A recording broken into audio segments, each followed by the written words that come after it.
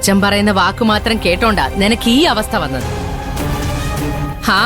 അരവിന്ദന്റെ കല്യാണം കഴിയുമ്പോ കണ്ടോ നീ അവന്റെ ഭാര്യ വീട്ടുകാരുടെ സ്നേഹവും സപ്പോർട്ടും ഒക്കെ. അമ്മേ പ്ലീസ് ഒന്നും മിണ്ടാതിരിക്കോ. എനിക്കൊന്നും വേണ്ട, ആരെയും വേണ്ട. കുറച്ച് സമാധാനം കിട്ടിയാ മതി.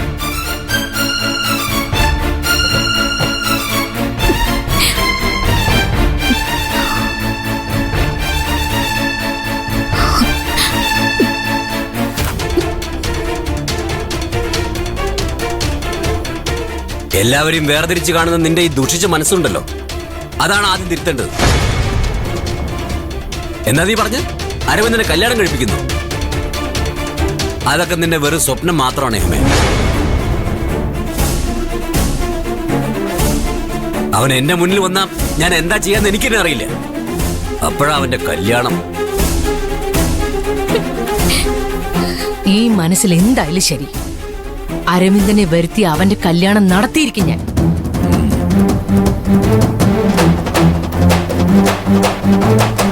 കുറെ നടത്തും.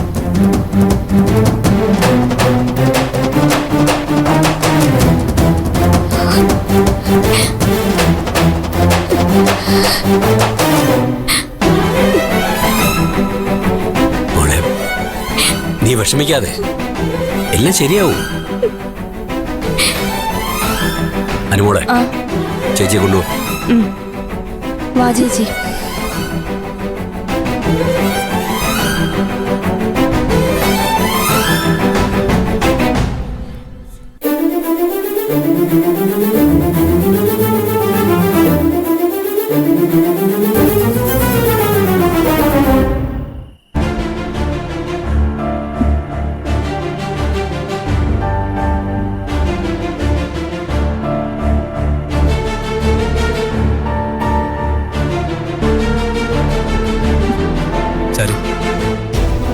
അമ്മ പറയുന്നതായിട്ട് വിഷമിക്കണ്ട. അറിയാലോ, അമ്മയ്ക്ക് ഈ കല്യാണം ഇഷ്ടമായിരുന്നില്ല, അതുകൊണ്ടാ. സാരല്ല, എനിക്കിതൊക്കെ കേട്ടപ്പോ ശീലമായി. വിരുന്നിന് പോയപ്പോ ആരും മോശമായിട്ട് പറഞ്ഞില്ലല്ലോ എന്ന് ആശ്വസിച്ചിരിക്കായിരുന്നു. അതിപ്പോ അക്കുച്ചേട്ടന്റെ മനസ്സ് വേദനിക്കുന്ന ഓർക്കുമ്പോഴാ എനിക്ക് സങ്കടാവുന്നേ.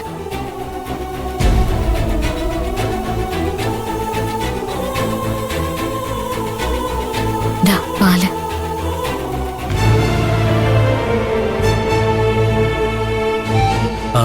അച്ഛൻ ഭക്ഷണം കഴിച്ചായിരുന്നു?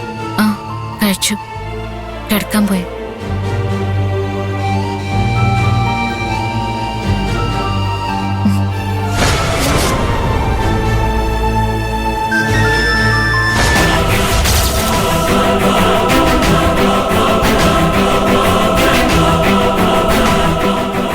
ഈ മോതിരം ആരിട്ട് തന്നതാ?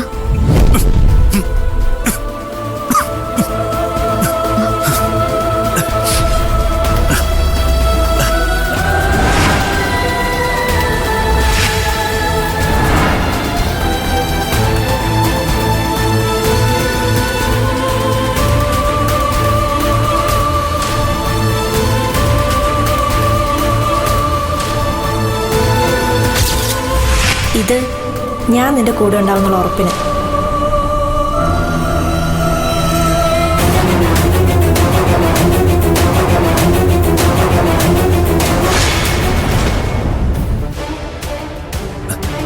ചാരുന്താ ചോദിച്ചേ? ഈ അക്കുച്ചേട്ടന്റെ വിരലിൽ കിടക്കുന്ന മോതിരം ആരുടേതാന്ന്? അത് ആരുടെയല്ല, എന്റെ. ഞാൻ തന്നെ വാങ്ങിയതാ. ഇത് ലേഡീസ് മോതിരാണല്ലോ അക്കുച്ചേട്ടാ.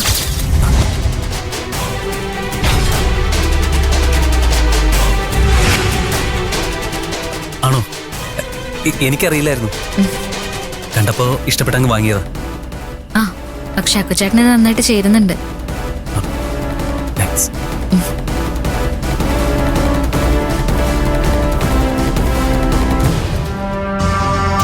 അല്ല, നമ്മുടെ കല്യാണത്തിന് ശ്രേയ വന്നില്ലല്ലോ.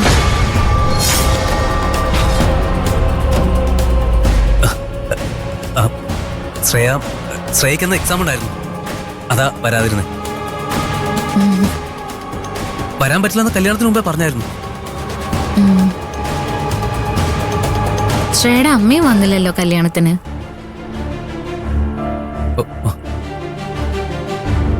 അപ്പോഴത്തെ ടെൻഷനിൽ ആരൊക്കെ വന്നു എന്നൊന്നും ശ്രദ്ധിക്കാൻ പറ്റിയില്ല. അത് ശ്രേയയുടെ അമ്മയ്ക്ക് സുഖയിലായിരുന്നു. ആ, എന്തിനാ ഇതൊക്കെ ചോദിച്ചോണ്ടിരിക്കുന്നത്? അല്ല, ശ്രേയുടെ അമ്മ അന്ന് വീട്ടിൽ വന്ന് വളയൊക്കെ ഇട്ട് വന്നിട്ട് പോയതല്ലേ, അതുകൊണ്ടാ ചോദിച്ചത്. അമ്മ എന്തായാലും കല്യാണത്തിന് വരുമെന്ന് ഞാൻ പ്രതീക്ഷിച്ചിരുന്നു. അല്ല, നമ്മുടെ കല്യാണം കഴിഞ്ഞ കാര്യം അവരോട് പറഞ്ഞോ? ഇല്ല, പറഞ്ഞില്ല. അതെന്താ പറയാത്തത്? കുറച്ച് ബിസി ആയിരുന്നില്ലേ, പറയാൻ വിട്ടുപോയി. ഉം. എന്നാ ശ്രേയെ വിളിച്ച് ഞാൻ പറയട്ടെ.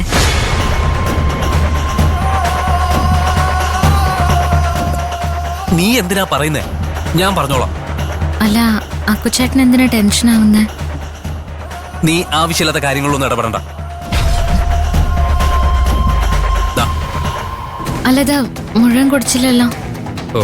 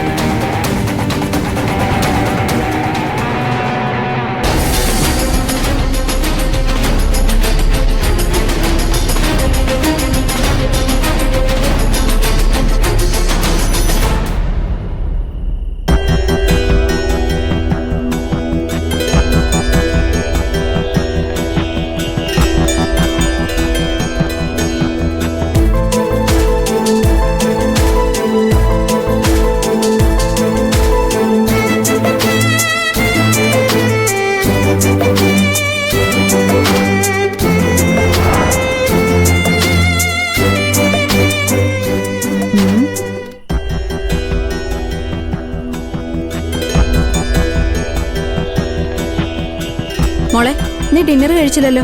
ദാ ഈ പാലെങ്കിലും കുടിക്ക. നീ എന്താ ഈ ഫോണിൽ തോണ്ടിക്കൊണ്ടിരിക്കുന്നേ? അത് മമ്മി എക്സാമിന് എഴുതിയതെല്ലാം കറക്റ്റ് ആൻസർ ആണോ എന്ന് ചെക്ക് ചെയ്തോണ്ടിരിക്കായിരുന്നു. എക്സാം നിനക്ക് ഈസി ആന്നല്ലേ പറഞ്ഞിരുന്നേ, പിന്നെന്താ? ഈസിയൊക്കെ ആയിരുന്നു, പക്ഷെ ഞാൻ എഴുതിയത് കറക്റ്റ് ആണോ എന്ന് വാല്യുവേഷൻ ചെയ്യുന്നവർക്കും കൂടെ തോന്നണ്ടേ. ഉം.